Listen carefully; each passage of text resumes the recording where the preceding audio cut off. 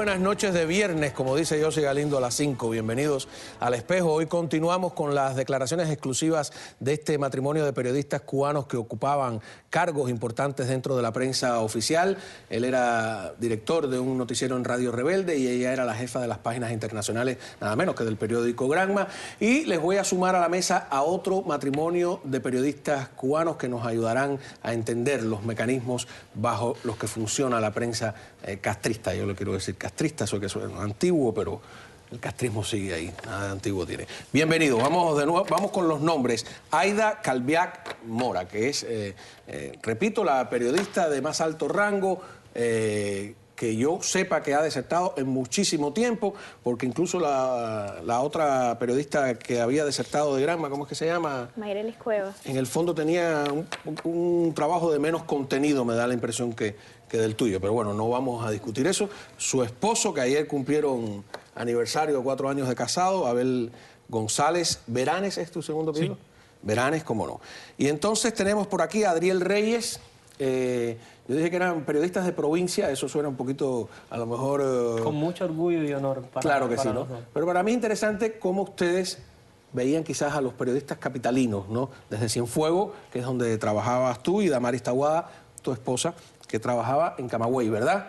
Así que tenemos 2 matrimonios, me llama la atención, ¿no? Me imagino que el tema personal incide en la decisión de dar el salto y abandonar aquella trinchera, vamos a decirle así.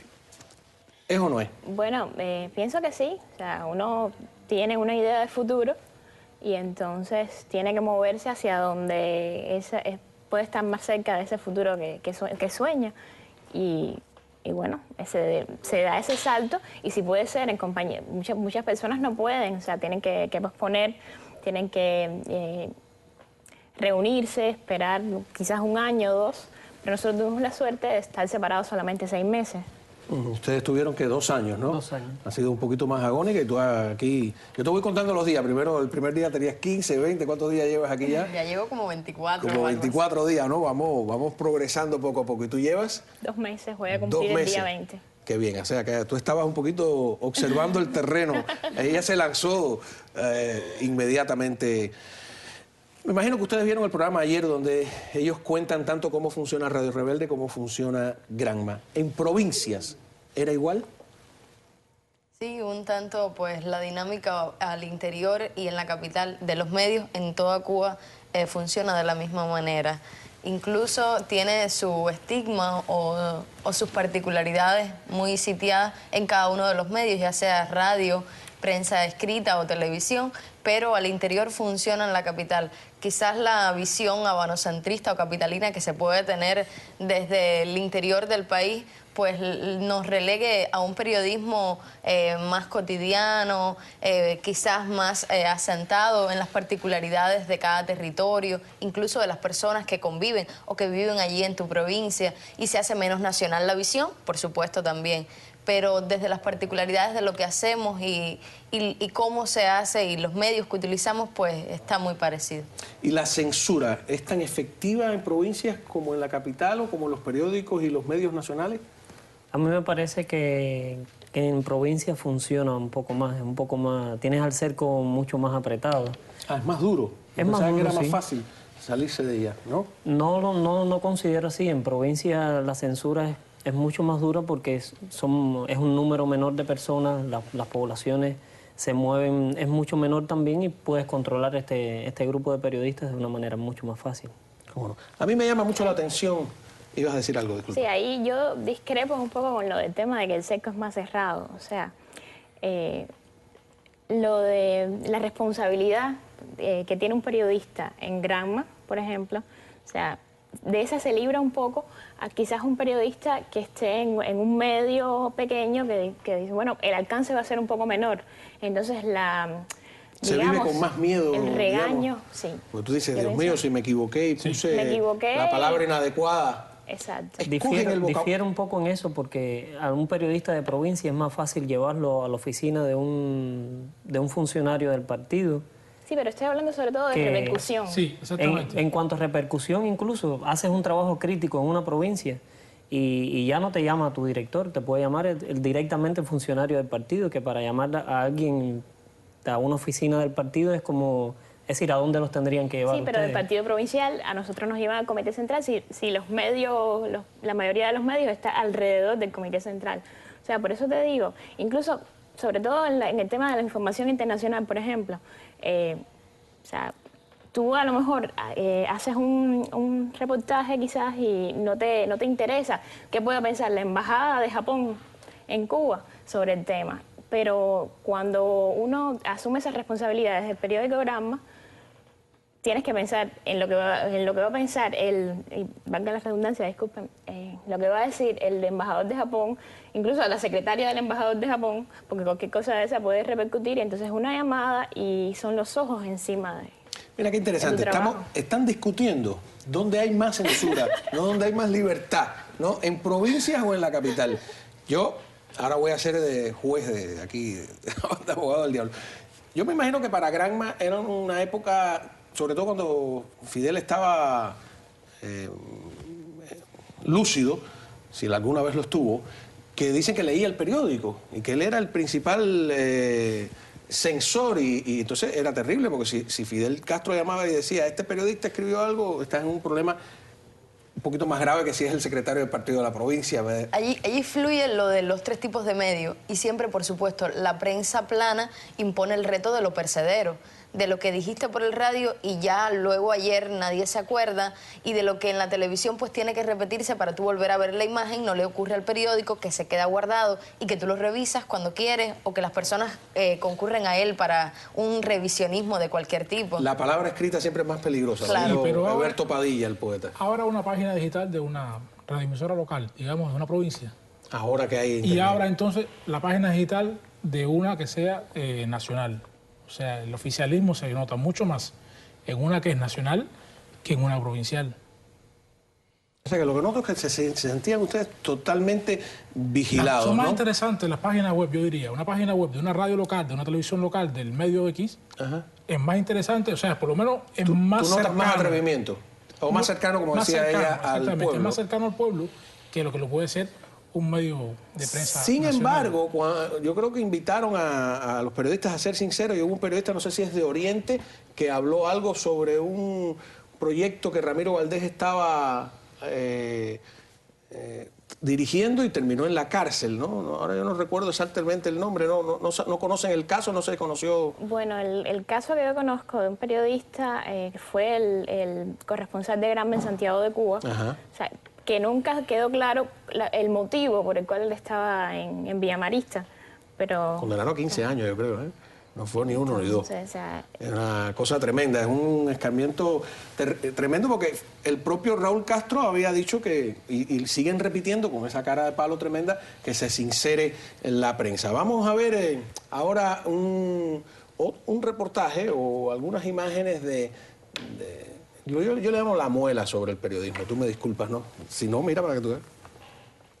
Así resumía nuestro comandante en jefe el papel de la prensa cubana, y es que el periodista, por sobre todas las cosas, es un guerrero que armado con las palabras, un lente, un papel, acompaña a la historia. Una catástrofe, una guerra. A lo largo del proceso revolucionario cubano, la prensa ha sido decisiva en la defensa de nuestras verdades, desmontando campañas manipuladoras, reflejando el acontecer nacional, acompañando a nuestros líderes, sirviendo al pueblo desde la verdad y con la verdad. Y es que ser periodista es asumir con entereza el compromiso con la realidad, defender los ideales cueste lo que cueste, lo mismo en la redacción de un medio que en una calle. Somos periodistas las 24 horas del día, los 7 días de la semana. Y aunque no resulta fácil, aunque el camino se nos muestre empedrado, aunque siempre habrá quien querrá hundirnos, desacreditarnos, los periodistas cubanos somos y seremos, como dijera el apóstol, soldados al servicio de la patria.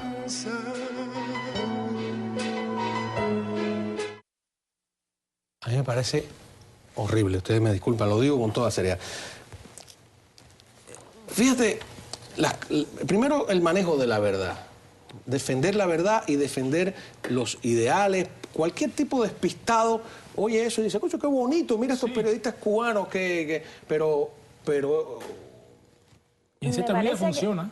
me parece que en eso de ser soldados es que hemos pecado por exceso, ¿no? O sea, ahora recordaba yo una conferencia de prensa, o sea, en la que pueden ser invitados los periodistas nacionales, pues, de provincia también, y los periodistas internacionales, ¿no? O sea, la prensa acreditada, la prensa extranjera acreditada en Cuba. Las preguntas más agresivas, más agudas, más indagatorias, por decirlo de alguna manera, generalmente son de la prensa extranjera. ¿Por qué? Porque los periodistas cubanos saben que siempre va a haber un funcionario, puede ser del Comité Central, o sea, incluso ellos son los moderadores a veces de esas mismas conferencias, que te está mirando, o sea, hasta dónde vas a llegar, qué vas a preguntar, o sea, ¿quién es fulano? O sea, si son los nuevos periodistas que llegan, ¿quién es fulano? ¿Por qué preguntó tal cosa? Entonces te estás jugando, por decirlo de alguna manera, que no te inviten a ninguna otra conferencia o que no te lleven a ningún otro, o sea, no te dejen asistir, no te dejen cubrir ningún otro acto de primer nivel, o ser vetado del mundo del periodismo simplemente por meter la pata en alguna... Para que no exista la desfachatez en una conferencia de prensa de que a una persona determinada, un periodista determinado le dicen, mira, para que no te quedes sin nada, tú haz esta pregunta. Y ya, o sea, sugieren las preguntas, ¿no? No, sugieren, no, te escriben. toca esta. Haz esa pregunta, para que quede como que la prensa cubana también hace una pregunta en una conferencia de prensa. Yo he visto artículos que a veces me da la impresión de que están escritos en algún cuarto oscuro y que el periodista solo puso la firma. ¿Es eso posible? ¿O ya saben quiénes son los periodistas que pueden utilizar para determinadas cosas? Funciona de las dos maneras. ¿Sí? A veces hace falta, hay una cobertura determinada y hace falta que se diga esto. Entonces, es preferible que se diga esto y de esta manera. Por lo tanto, hace falta un periodista que ponga solamente su firma. ¿Y cuál es ese cuarto oscuro? ¿Dónde escriben ese artículo? Puede ser en el Ministerio de Relaciones Exteriores, puede ser, o sea, hay el mucho... propio Comité Central, sí, claro. en la oficina del presidencial también puede ser. Exacto. Y, ¿de dónde se nos sale de periódico?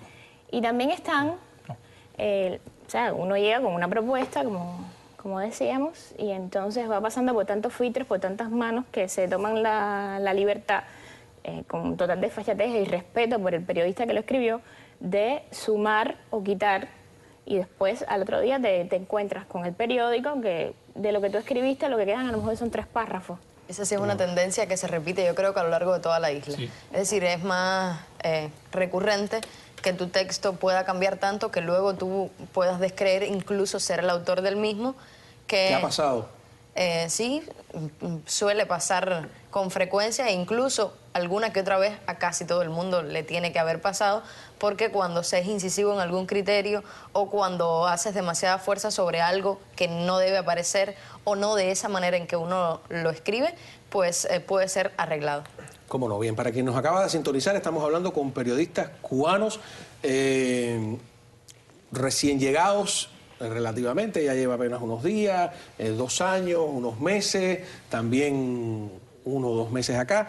Aida, sin demeritar a nadie, a mi modo de ver, la periodista de más alto rango, desde que yo tengo noticias, que ha, sé que no te gusta la palabra desertar, que ha decidido dar el salto, vamos a llamarle así, que ahora está entre nosotros, se ha ubicado en el lugar correcto desde mi punto de vista, ¿no? Vamos a decirlo, o se ha sincerado. Se ve que tú eres una mujer idealista, ¿no? Que me da la impresión que soñaste ser periodista, tienes que haber sido una estudiante ejemplar, porque, por ejemplo, yo no pude estudiar periodismo no solo porque no era militante de la Unión de Jóvenes Comunistas, que era un requisito, por lo menos cuando yo me gradué de preuniversitario, sino, tengo que ser sincero, porque no tenía 98 puntos, que era el mínimo de promedio que se exigía durante los 3 años de preuniversitario para poder ser periodista, porque como era tan reducido te la ponían bien dura. O sea que si tú estudiaste periodismo tienes que haber sido una alumna, me imagino, de 90 y tanto y además militante de la Unión de Jóvenes Comunistas, ¿no? Sí. Ajá. ¿Cómo se te va derrumbando ese sueño? ¿No? Porque te noto, tienes que haber sufrido. Cuando tú vas aquí tienes que escribir exactamente algo distinto a aquello en lo que crees. ¿Cómo es ese momento? Tiene que ser muy duro, ¿no? Es un proceso acumulativo. Entonces, yo no puedo decir cuándo empecé a desear, uno con decepción, ¿no? O sea, ¿por qué razón el lugar donde yo voy a realizarme no va a ser el lugar donde nací? O sea, el lugar al que tengo derecho per se. Es un proceso acumulativo, como le decía, entonces uno vas encontrando barreras y van cambiando de lo mismo los artículos que van matando la iniciativa, ¿no? O sea, y de alguna manera secuestrando de las aspiraciones y hasta que uno dice, bueno, ya, es el momento. Si no lo hago ahora, porque la juventud no dura para siempre y, o sea, la juventud es el momento de comenzar a construir, ¿no? Y entonces... Tienes 29 años, ¿no? Sí. Yo creo que todo eso también pasa por el respeto a la profesión que tú tengas. Mi abuela, que en paz descanse, decía, si vas a ser médico, sé un buen médico. Si vas a ser mecánico, sé un buen mecánico. Y yo creo que también estaba en tu opción, es decir, mira, no estoy de acuerdo con que me quites estas letras de este artículo también. Está en tu opción y en el respeto que tú le vayas a poner a las cosas que tú vas a hacer. Porque yo, amén de todo lo que hemos dicho, también hay mucha gente como nosotros, de nuestra propiedad, que están pujando y que están diciendo cosas valientes. Dentro del periodismo oficial. Dentro del periodismo y entre líneas también lo están diciendo. Yo intenté hacerlo y, bueno, llegué al techo. Llegué al techo y decidí por mi vida igual que lo hicimos todos. Pero hay gente que lo están haciendo. Y también pasa mucho por el respeto que tú le tengas. Si tú dices, de aquí no me cambia una línea nadie te lo hace. Porque tú lo permites. Si usted, no, bueno, si usted no permite, a mí, es decir, en mi caso yo no lo permitía. Yo no lo permití. En muchas cosas, una vez recuerdo... ¿No pagaste un precio por eso? Una vez recuerdo que fui a un trabajo voluntario y un señor me dijo... ¿Y era voluntario, verdad? Un señor me dijo en ese trabajo voluntario, mira, a mí me parece que es poco rentable venir a este trabajo voluntario, alquilar tantos camiones y venir hasta este lugar. Y ese señor me lo dijo en décima, porque era un campesino de más de 70 años. Y así mismo yo lo saqué en mi reporte. Después me llamaron la atención, pero ese hombre salió. Tremendo, ¿no? Ahora, hay que rendir homenaje, yo lo rindo por lo menos, a los periodistas independientes que, como decía, en algunos casos son personas que no tienen la preparación técnica, intelectual, académica, etcétera, pero que hacen cosas muy sencillas. Yo voy a repetir aquí una imagen que a mí me impactó mucho y que yo creo que he investigado, estaba al alcance de todos. Cualquier periodista de cercano podía verla, que es esta mujer que se mueve de esta triste manera en La Habana. Veamos.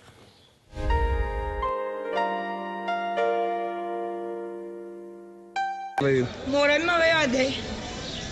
¿Desde cuánto tiempo lleva así? Mío, yo llevo hace 14 años sin prótesis. ¿Y sin sillón de rueda cuánto tiempo lleva? Hace como 4 meses. 4 meses. ¿De dónde vienes caminando más o menos? De Marianada, ahí de 33 por mi casa. O sea, serían más de 1 kilómetro caminando, más de 2 o 3 kilómetros. Y así es como tú te transportas. Y de otra manera, si yo estoy cansada de ir al consultorio, a militar, a hacerme placa, a todo y no he podido resolver nada. Si hace 14 años que tengo la placa en el piso y no me han dado solución, ¿qué tú puedes esperar? O sea, en esta social no te ha resuelto el problema tampoco de... Nada, ni el servicio social ni nada. Nadie. No tiene servicio. Ido a vivienda, ido a beque, lleva certificado, ve aquí, ve allá. Nada, no resuelto nada.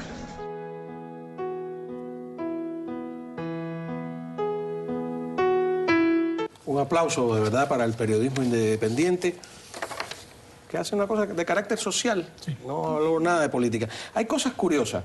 Cuando la Primavera Negra del año 2003 se dijo que se descalificó a muchos de los periodistas independientes diciendo que ellos no eran periodistas porque no habían estudiado periodismo. Pero en los países democráticos, para ejercer el periodismo, no es necesario haber estudiado periodismo, no es necesario tener idoneidad, que es una discusión que hay en algunos países, estar colegiados, que es un invento que se hizo en la República. El primer colegiado de la Escuela de Periodismo de Cuba, lamentablemente, era Batista, ¿no? Y de ese modo controlaban también la prensa, que era inmensamente mucho más libre en aquella época que lo que es hoy.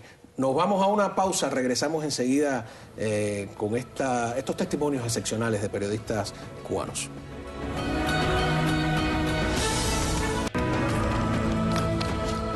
Yo les quiero hacer una pregunta aparentemente frívola.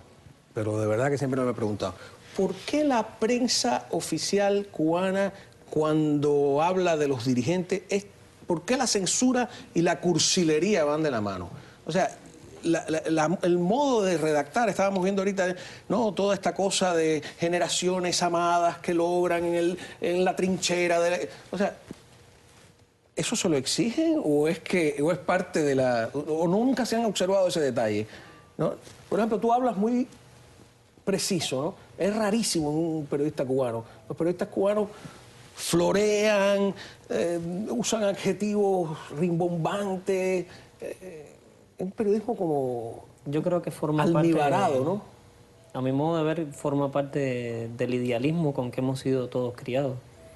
Es el idealismo el que en un momento determinado te hace tener una gran cantidad de sueños y tú escribes a la medida de esos sueños, solo que las realidades después van diciéndote, bueno, esos sueños son de otra manera a la que tú estabas soñando. ¿Y no serán que con tantos adjetivos esconden la ausencia de verbos importantes?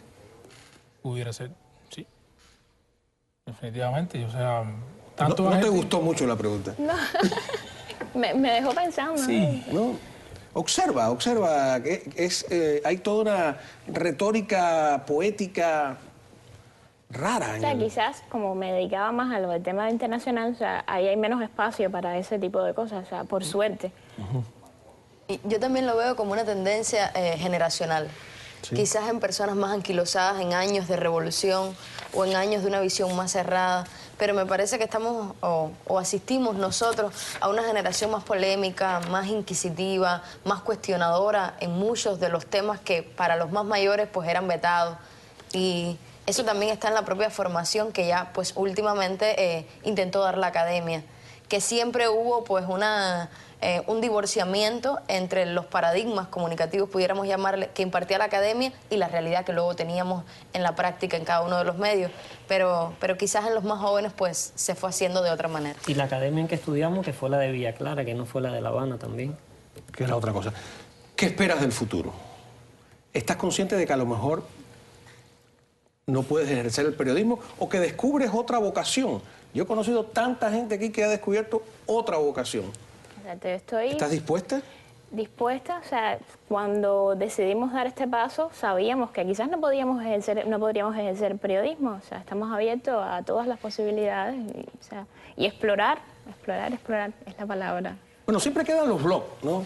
Ahí podemos también aquí decir lo que queremos. ¿Estás tú también listo para...? Es duro Seguramente. Duro oficio el exilio, decía un poeta turco que era comunista, por cierto, ¿no?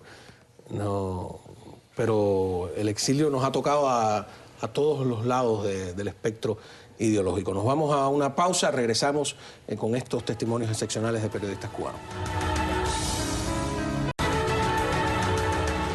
Bueno, muchísimas gracias, que disfruten de este viernes, muy amables ustedes en compartir con nosotros las experiencias de hacer el periodismo. Tenemos mucho, me imagino, todavía de qué hablar. Espero que regresen a esta mesa cuando quieran, que tengan un gran futuro, que Cuba sea libre de verdad y que podamos hacer el periodismo allá adentro diciendo lo que nos dé la gana, así con palabras. Noticias al cierre a continuación.